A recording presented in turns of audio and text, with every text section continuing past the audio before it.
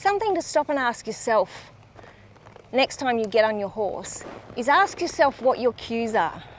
Sit there on your horse and ask yourself, what is my cue to walk? What is my cue to trot? What is my cue to canter? What is my cue to go from extended trot to a slow trot? What is my cue to side pass? What is my cue when I want my horse to move his rear end or to move his shoulder or to do a turnaround? Ask yourself those questions, and if you can't answer them, there's some big problems there, because it means you have no communication with your horse. If you don't actually know what it is you're going to do to ask your horse to do it, because that's your language. It's your way of communicating to your horse what you want him to do.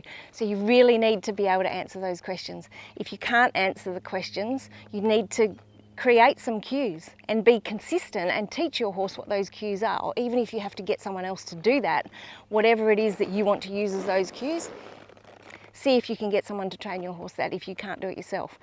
The next thing is if you can answer some of the questions but not all of the questions, it means you still have some gaps there where there's no communication and it's not clear for your horse, so you need to fix that.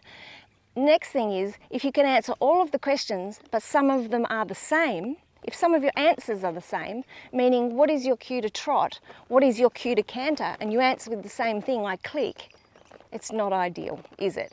So that would be like me asking someone who's standing up right now, saying, sit down. And then I say, sit down. And they say to me, I already am.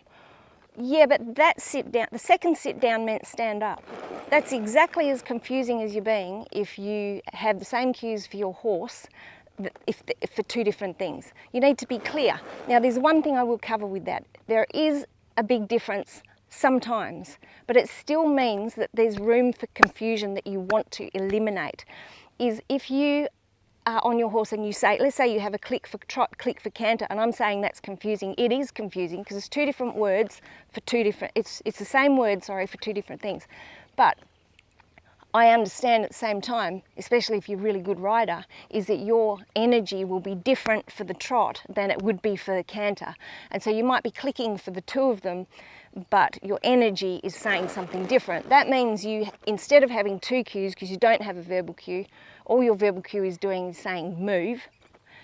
Your physical cue is what your cue is left to, meaning your energy and the change of your body, or you've done something different with your legs. But if you're adding the click, it means you are labelling verbally. The click means trot and it also means canter, when that is room for confusion, is what I'm saying. And it might work for a lot of people, and I know that it does, but if you want to eliminate confusion so that there is none, because there might be something big at stake, you might be at a big show and they're about to earn God knows what, or you're going to get your first ribbon or whatever it is, it's important to you, you don't want confusion. So eliminate confusion by having different cues for different things, because in here, in your horse's head, you don't want him to be confused in any way.